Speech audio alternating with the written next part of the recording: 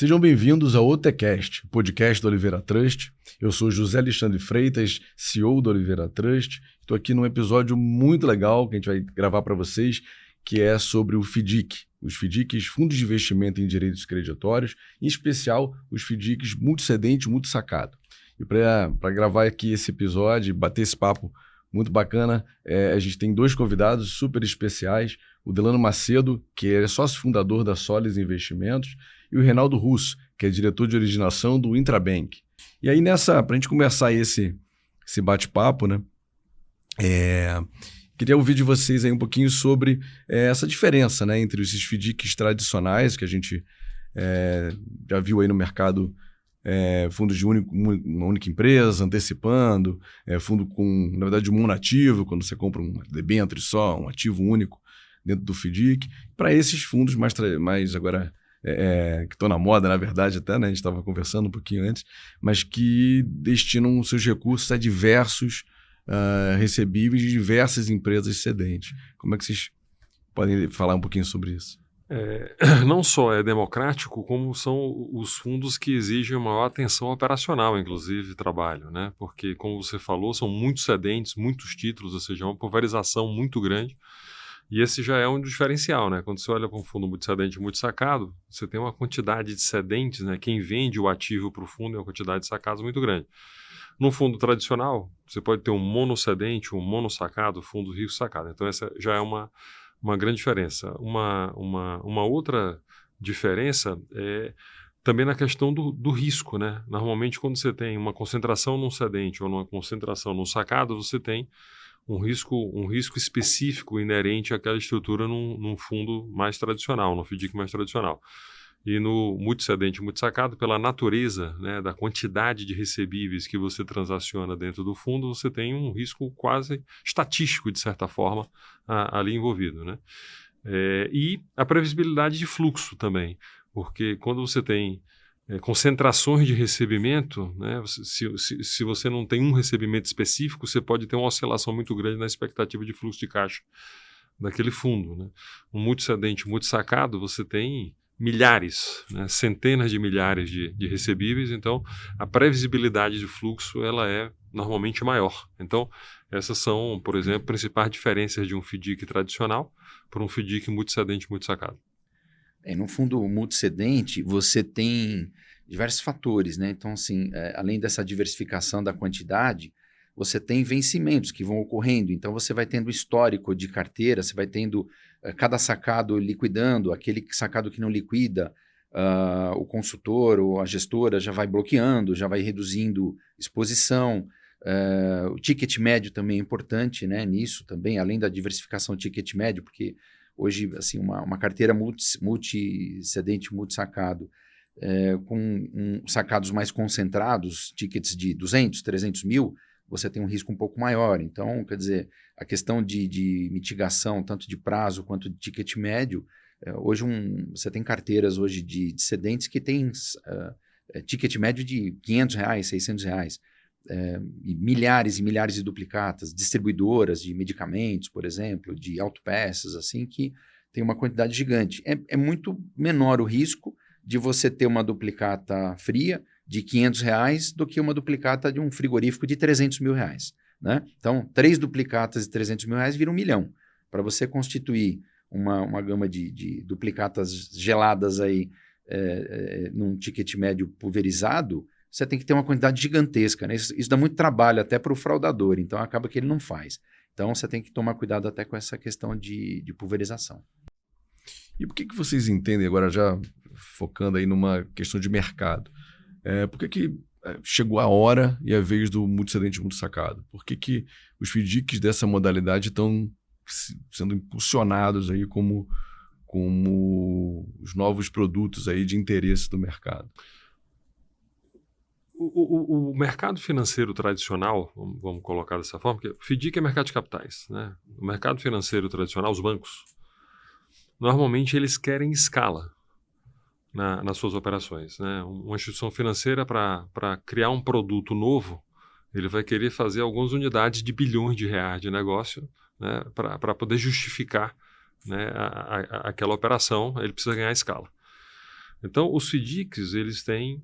além disso, os bancos têm olhado muito mais para nichos de grandes empresas, têm deixado mais as empresas de pequeno e menor porte, né, e médio porte, um pouco distantes, né, pela certa incapacidade operacional de entender o crédito de pequena e média empresa, a dinâmica de como funciona. Então, por uma questão de necessidade de customização, às vezes, né, ou por uma questão de volumetria e capacidade de entendimento, né, a gente tem visto, de uma maneira geral, não só na visão multissedente sacado, mas de uma maneira geral, o crédito migrando, né, do sistema financeiro tradicional para os FDICs, de toda a ordem. Aqui nós estamos focados na discussão do multissedente multissacado, que tem muito de pequeno e médio, né, particularizando aqui a discussão. Então,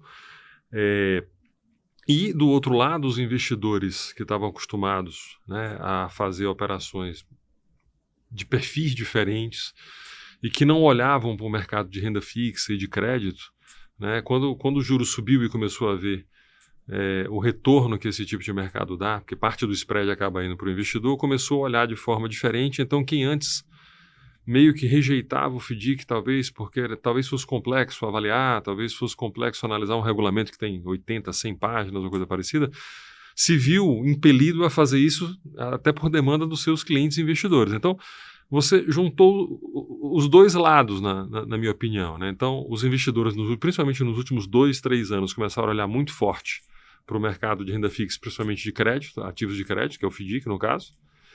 E, por outro lado, a capacidade de customização e de entendimento desse mercado de pequena e média empresa que os gestores de FDIC têm, né, os consultores aqui, como o Reinaldo, que faz muito bem, né, começaram a entender que isso funciona. Né? Então, tem recurso, você teve evolução regulatória, você teve evolução tecnológica. É isso que eu mencionava, né? Também. Acho que a parte de formalização das operações, isso. A tecnologia que foi incorporada ao processo e a nova 175. E a evolução dos prestadores de serviço. É verdade. A própria Oliveira Trust, a própria Solis, a evolução tecnológica, a evolução de entendimento de qual a dinâmica que o mercado precisa. E se preparando, quando você junta tudo isso, tudo favorece. Né? Você tem investidor, você tem capacidade de escalar com qualidade as operações, né? Você tem o tomador entendendo que a distância de custo que havia eventualmente, né, não tem mais, né? A operação são muito parecida o custo, a agilidade é maior, então isso favorece enormemente, na minha opinião, o segmento multissedente multissacado. E na visão do investidor, ele tinha uma opção, por exemplo, de comprar uma debênture, ele está comprando um risco único corporativo de uma empresa, né? Então ele tem uma concentração. À medida que ele compra uma cota de um FDIC, ele compra um ativo muito mais pulverizado, né? Ele mitiga o risco. Ele está comprando uma carteira pulverizada em diversos cedentes, diversos sacados. Se ele comprar uma debênture de uma companhia única, aquela companhia pode ter problema e ele tem um problema imediato naquilo. Né? Bom seu ponto, porque a gente costuma dizer que o investidor passou a ter um investimento em renda fixa, crédito pulverizado. Exatamente. Indiretamente é isso que ele está fazendo. Uma debênture é uma renda fixa crédito, e ainda mas com é concentrado. Colchão, às vezes com colchão por uma subordinação. Perfeito. Né? Ele está investindo, às vezes, numa cota sênior com algum tipo de proteção, ainda que se tiver uma inadimplência que não supere essa subordinação. Consome primeiro, né? Consome primeiro. Então, esse ponto é importante, verdade. Mas então, no conceito aí, acho que é desbancarizar também, né? Para essas empresas que buscavam, só tinham como alternativa descontar os recebíveis junto aos bancos, você acaba tendo a opção de buscar o FDIC em condições melhores financeiras. 76% do crédito no Brasil ainda está na mão dos bancos. Sim. Isso não é verdade nos Estados Unidos, na Alemanha, ou seja, nos países desenvolvidos é o inverso. Quem financia o crédito que a gente conhece no dia a dia é o mercado de capitais. Então, se você imaginar, por exemplo, que os FDICs hoje representam um pouco menos de 8% da indústria de fundos, 7,5%, 8% da indústria de fundos, eles já foram menos de 3% em 2020. Então já teve um crescimento importante nos últimos 5 anos, impulsionado pelos investidores e pela demanda de tomadores. Né? Então eu vejo o espaço que a gente na Solis acredita, né? Tenho certeza que a Oliveira Trust também, tenho certeza. O mercado de capitais. Que o Reinaldo também acredita nisso. O quanto de crédito ainda pode migrar para uma estrutura como o FDIC? Né? O quanto de demanda reprimida o FDIC pode atender, né, das pequenas e médias empresas no multissedente, multissacado e outro tipo de ativo. Né? A gente acredita bastante nisso. Vocês acham que com essa capacidade de originação que os fundos multissedente multissacado estão atuando aí trazendo empresas para o mercado que possam acessar o mercado de capitais por meio da cessão de créditos. Vocês acham que o FDIC tem esse olhar, o FDIC, multicedente multisacado, de ser, na verdade, o primeiro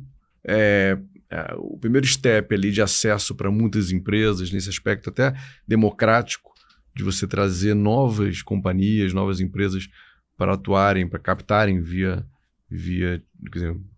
uma emissão futura de debêntures ou fazer uma outra operação estruturada, mas o FDIC teria esse viés aí de ser a gente vê uma porta de acesso? Uma demanda muito grande hoje das empresas. As empresas médias, grandes, ou elas já possuem um fundo próprio, né, até para fazer a questão do risco sacado, a carteira lá, a âncora dele, ou ele tem o fundo ou ele está pensando em ter, né? Então, assim, ele está conversando com o mercado, é muito comum. Você chega, hoje, eu faço mais parte de originação, a gente sempre aborda isso, né? De questão de montar um fundo estruturado, um fundo exclusivo, e as empresas já estão, assim, pessoal que há alguns anos atrás não tinha nenhuma noção disso, hoje os financeiros tal, já falaram com 5, 10 casos, já estão analisando, já estão bem evoluídos nisso. E começaram a entender que essa dinâmica é importante, né?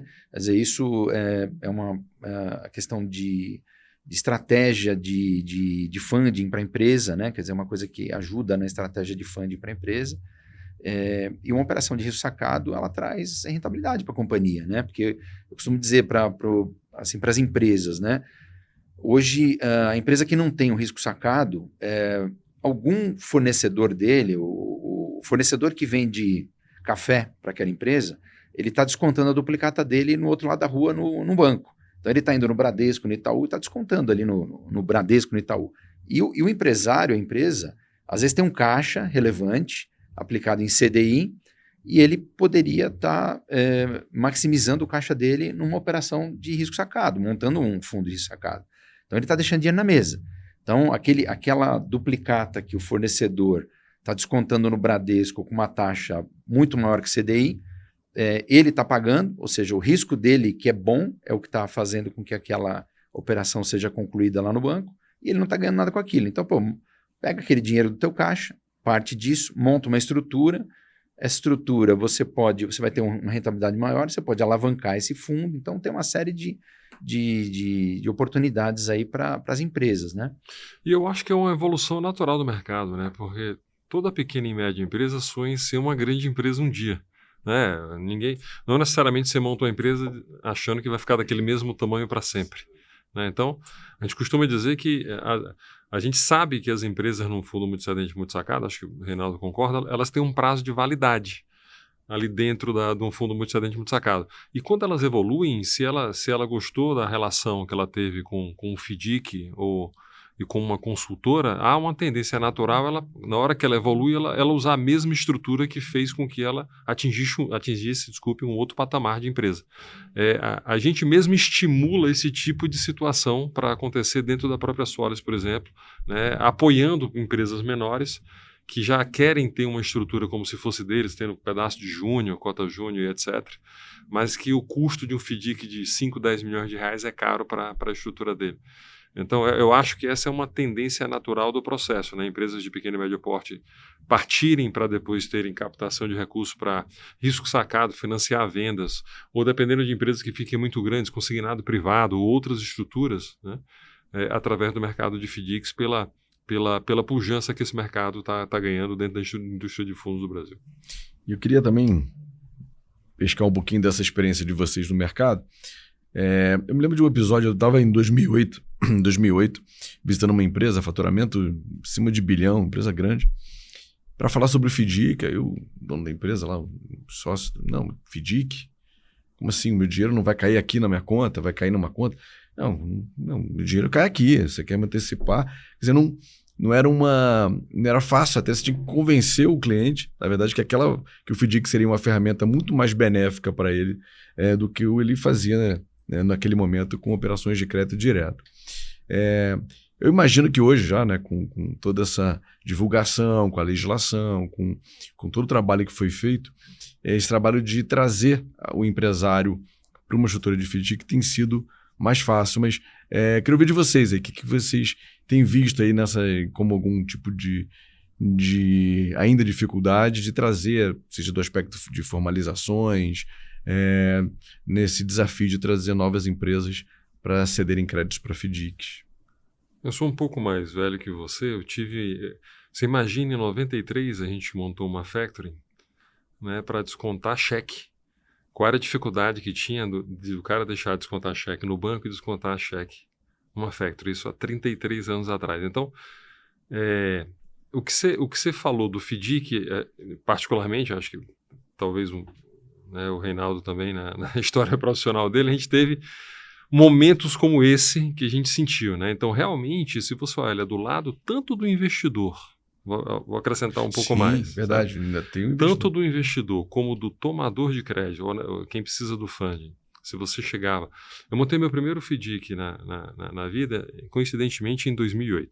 Né? Então, tem 18 anos atrás. Né? Eu era sócio de uma factory na época e a gente tinha crédito bancário para alavancar, a gente pagou todos os bancos e montou o FDIC ali em 2008. Né? A gente foi o primeiro FDIC multicedente multisacado do Brasil com rate da S&P, duplo A+, em 2008. Né? Então, a evolução é clara, positiva, né? Tanto na visão dos investidores principalmente aí nos últimos 5 anos, né? Eu acho 4, 5 anos principalmente, né? Que a indústria de FDIC deu um salto importante. Já foi expectativa da 175, depois... Isso. Veio a 531, veio a 175, 531, né? verdade. Então, essa evolução normativa, obviamente, ajudou. Estão falando os números aqui, mas são as instruções, resoluções da CVM, que, na verdade, regulam o mercado de FDIC e que trouxeram aí uma questão de segurança, né? Governança. Maior, governança, segregação de responsabilidades entre os participantes. Clareza de responsabilidade entre os participantes, que é uma evolução. Não, foi ótimo, foi excelente. Então, assim, tanto do lado do investidor como do lado dos tomadores, de quem necessita de funding, a evolução foi brutal. Então, realmente, para você convencer um empresário a, não, deixa de fazer a tua operação num banco, ou deixa de fazer a tua operação aí com instituição incumbente, vamos dizer assim, né, financeira, né, tradicional, etc., porque aqui a gente tem uma capacidade de customização maior, né, a gente costura aqui o regulamento da melhor forma, protegendo o risco em relação aos investidores, etc., a evolução foi brutal. Hoje, eu digo para você que a dificuldade para você chegar num empresário pequeno, mais difícil pelo custo, né, mas médio e grande porte, para construir uma estrutura. Né? A gente estava falando um pouco aqui do começo do podcast sobre a capacidade de estruturação, por exemplo, que a Solis construiu ao longo do ano. Então, você conseguir encaixar perfeitamente a necessidade que o empresário tem e o risco do investidor, né, associado àquela transação, se isso você consegue construir, é zero hoje a barreira em relação tanto a conseguir investidor como o empresário topar a estrutura de fundos. Uma evolução mais recente nos últimos 3 anos é porque muitos empresários estão acostumados a conseguir determinados fundings ou fazer determinadas operações do jeito que ele quer, né? Ou do jeito que ele exatamente precisa. Então, a abertura um pouco de mente para dar uma customizada, para ir explicando para ele por que isso é bom para ele também, para gerar track record futuro, isso tem sido uma coisa positiva que tem acontecido. Isso é um depoimento que eu posso dar.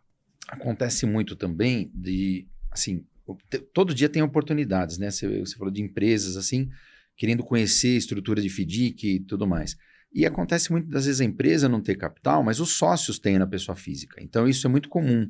E aí, quando você mostra que aqueles sócios estão na pessoa física, lá são 3 sócios, todos aplicados em CDI, no mercado e tal, que ele pode montar um fundo, ele ser o cotista, a pessoa física, dentro do FDIC, que vai dar crédito para a própria empresa dele, aí ele começa a entender que o risco é ele mesmo, o risco é a empresa que ele é acionista, e que ele pode ter uma rentabilidade muito maior do que ele tem naquele banco, e a empresa também, ao invés de pagar juro para um terceiro, para um banco, quando ela precisa de um crédito eventualmente, ela vai tomar naquele fundo. E a questão também que isso gera despesa na empresa, né? Tem todo aquele fundo, gera uma despesa na empresa e gera receita em um fundo, em um FDIC que tem um imposto menor, um imposto que não é recolhido mensalmente, né? Recolhido no resgate. Então, quer dizer, tem toda essa estrutura também. Então, muitas empresas acontece isso, a empresa não tem capital, os sócios não têm uma posição semelhante no quadro societário da empresa, mas cada um tem o seu capital, não querem aportar, às vezes questão de UF e tudo mais, mas eles podem prover fundos para que seja montado um FDIC. Então, assim, tem muita oportunidade. Por incrível que pareça, o que você falou em 2008, que você foi empresas de bilhão, que o cara nunca ouviu falar de fundo, é uma coisa novidade, até hoje acontece. Então, assim, é muito comum a gente visitar uma empresa de bilhão, de 2, de 3 bilhões de faturamento, que a empresa fala assim, puxa, eu ouço, mas eu tenho medo, eu tenho receio, tal. Até hoje acontece. Então, todos os dias a gente se depara com situações dessas. E do lado dos investidores, você começou a falar disso, Reinaldo também mencionou aí da possibilidade do investidor único usar o dinheiro dele que está aplicado no CDI para montar um FDIC e ele mesmo ter os benefícios de uma rentabilidade maior. Em que momento a gente vai conseguir enxergar o multissedente e multissacado chegando para a pessoa física, o investidor de varejo, fugindo um pouquinho do investidor profissional, né? Mas do investidor de varejo, vocês acham a possibilidade de chegar, de ter algum tipo de, um futuro aí, médio e longo prazo, a gente está chegando nesse cenário? O que vocês enxergam? A gente montou o primeiro fundo de fundos para comprar cota de FDIC para o investidor de varejo depois do 175, que foi em junho do ano passado, né? Junho de 2025. A gente tinha uma expectativa de captação de X. O fundo hoje tem 4,5 vezes o tamanho. Né? E ele é um fundo para público em geral, como eu acabei de dizer. É um fundo que investe em cotas de fundos multissedentes multissacados. Na realidade, a maior parte dos ativos do fundo de fundos é de multissedente multissacado. Acho que 50%, 60% pelo menos são multissedente multissacado. Obviamente acaba sendo uma dupla garantia, né? Porque, né? Então, assim,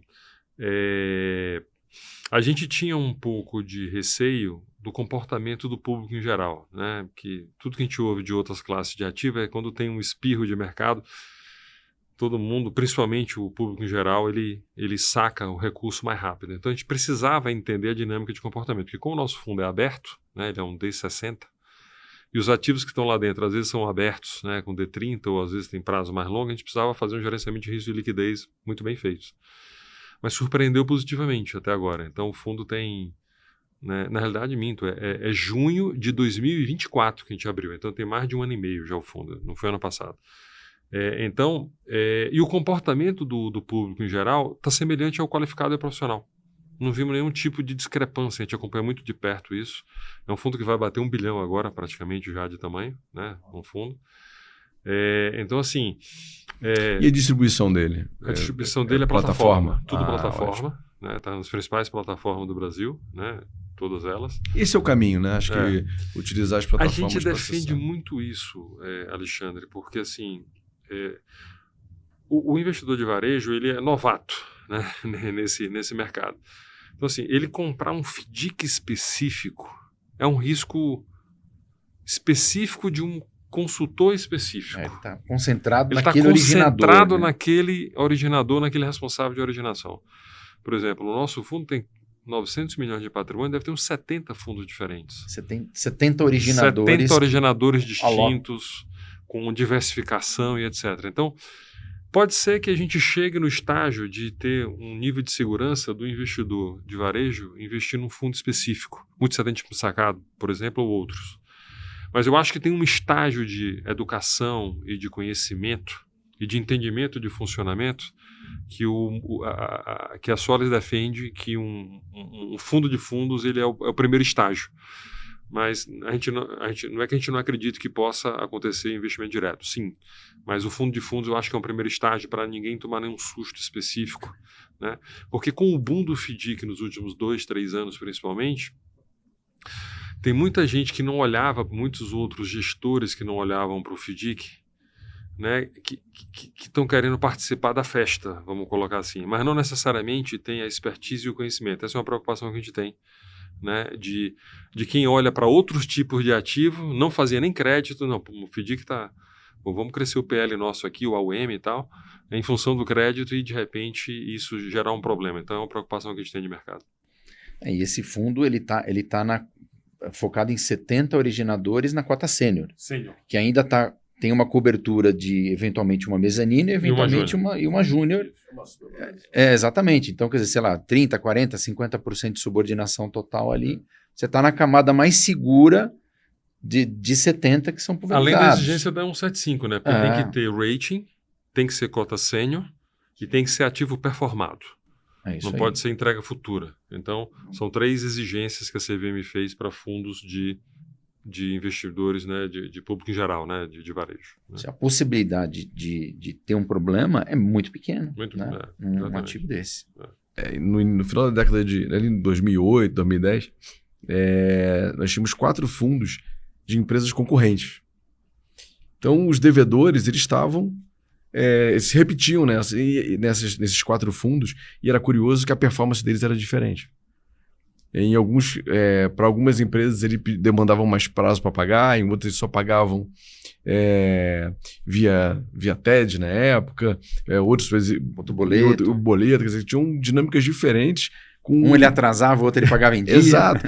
Sistematicamente pediam prorrogação do pagamento. Até isso é um ponto que eu queria ouvir de vocês. A gente tem visto muito no caso específico do multicedente multissacado, que você lida com várias contrapartes, obrigatoriamente, um volume até recorrente, aí por uma questão até de trato comercial, do pagamento direto ao cedente, ou seja, os sacados. Uma empresa foi lá, comprou um produto de uma empresa, e ele não, por mais que a empresa tenha feito a cessão desse crédito para o FDIC, ele quer pagar para a empresa. Ele, às vezes, não aceita pagar. E aí paga na conta da empresa, e isso gera um risco para o fundo de fungibilidade. Você perde, inclusive, a capacidade de analisar corretamente a performance daquela carteira. Como é que vocês têm lidado isso internamente aí na casa de vocês aí como gestores e especialistas? Eu estou em banco desde 85, né? Então, naquela época não existia esse negócio de depositar em conta. Tudo era boleto. Qualquer empresa pequena, média, grande, você operava com um gigantesco aí, você tinha duplicata. Era 100% da carteira era duplicata. Então, a única operação que existia era desconto de duplicata, era a conta garantida com duplicata. À medida que foram ocorrendo algumas fraudes, essas grandes empresas, elas foram diminuindo a quantidade de pagamento via boleto, porque aí começava a emitir boleto contra ela, poxa, algum cara mal intencionado emitiu um boleto contra ela, então ela falou assim, eu não pago mais boleto, para evitar fraude eu não pago mais boleto, agora só deposita em conta. E o mercado começou a migrar, então o que era 100% boleto, hoje é meio a meio, é 50%, 50%.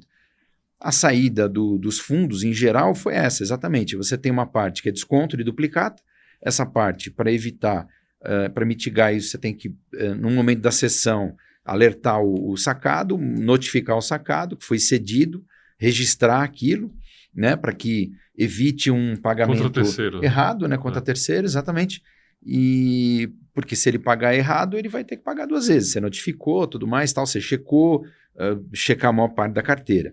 E uma outra metade da carteira, ela realmente não tem uma duplicata. Então, aí inventou-se, né, a questão da comissária, que é uma duplicata que não vai a duplicata, né, não vai o boleto para o sacado. Então, é um clean. Então, na verdade, assim, se ele pagar num outro banco e vai pagar num outro banco, é um risco que se corre. Aquela é a cota clean da aprovação do crédito, né? Então, o mercado sabe disso.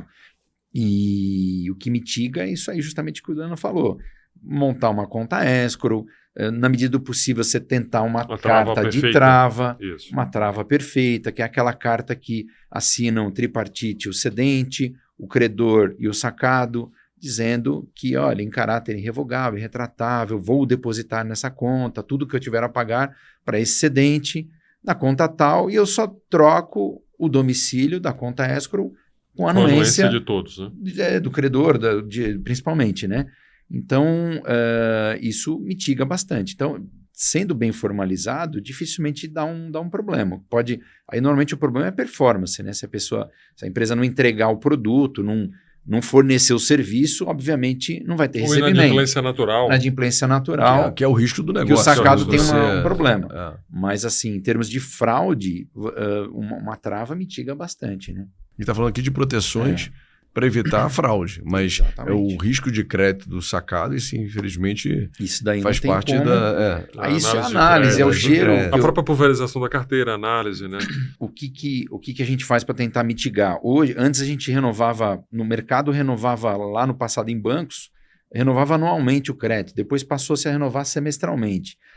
Hoje, a nossa gestora renova a cada 90 dias. Então, o limite ele vale por 90 dias. No 91º dia, aquele cliente não opera se ele não apresentou documentação, novo balancete, faturamento, endividamento, se eu não fiz a batida de mercado, analisei, fiz uma nova visita de crédito, eu não opero com aquele cliente. Então, a cada 90 dias, existe uma nova análise em comitê de crédito. É trabalhoso, porque você tem uma quantidade gigantesca de renovações, mas isso é o que mitiga. Então, você vai analisando. E nenhum crédito, nenhuma empresa quebra do dia para a noite, assim, muda totalmente o perfil. Ela tem evidências, né? Então, a empresa ela começa tomando em banco grande, depois banco médio, depois FDIC, aí ela aumenta a quantidade de FDICs, aí ela tem grandes FDICs, depois ela começa a pegar FDICs menores, daqui a pouco você olha a carteira, ela tem 45 FDICs tomando 200, 300 mil em cada fundo. Então, assim, esse cara está pegando um pedacinho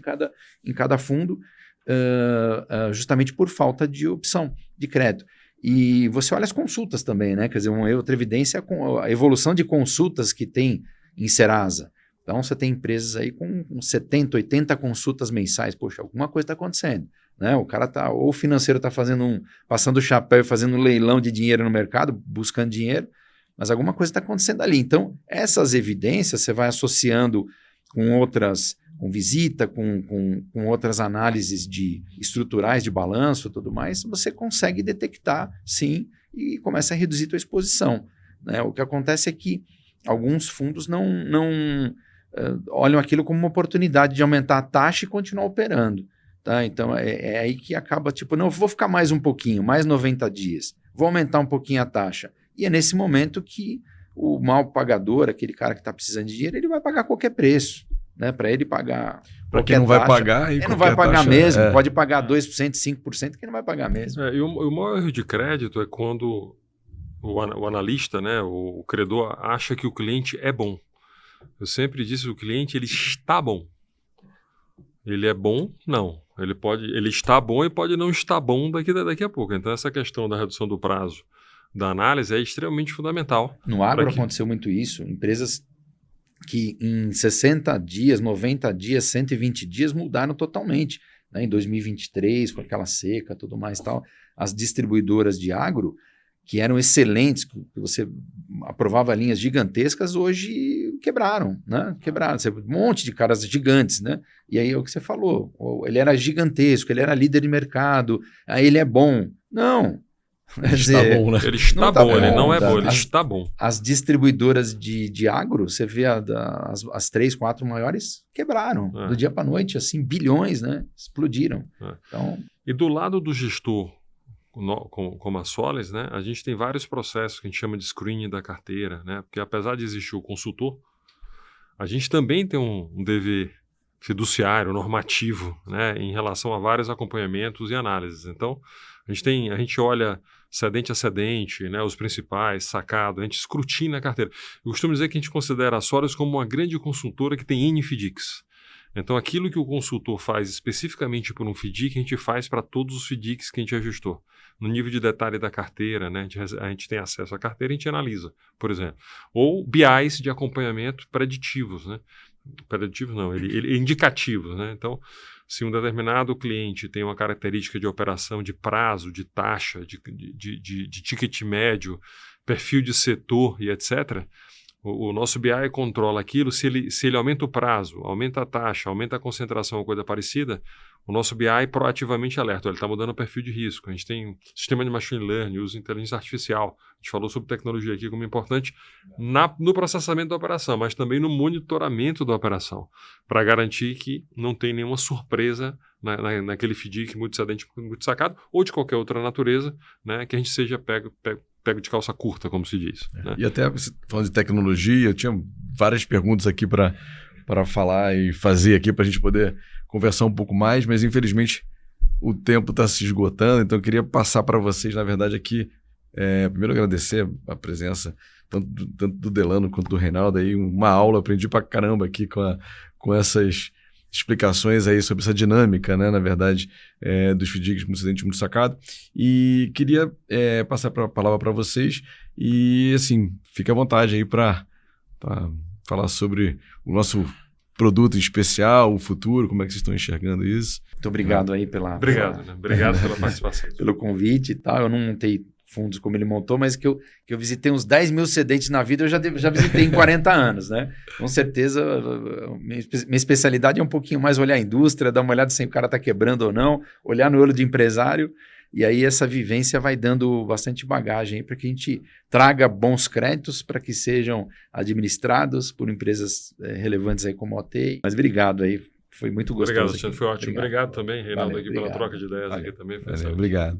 E é isso, gente. Bem, esse foi o nosso episódio aqui do OTCast, onde falamos sobre os fundos de investimento em direitos creditórios, multicedente, multisacado, com duas figuras fantásticas aqui, renomadas do nosso mercado de capitais.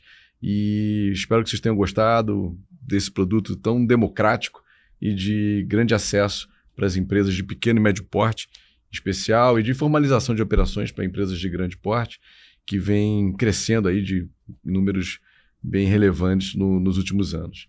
Então é isso. Já segue a gente lá no podcast do Oliveira Trust. Vamos seguindo lá para a gente poder ter vem muita conversa boa pela frente, tem muitos episódios novos sendo gravados. Então segue a gente lá. Obrigado, gente.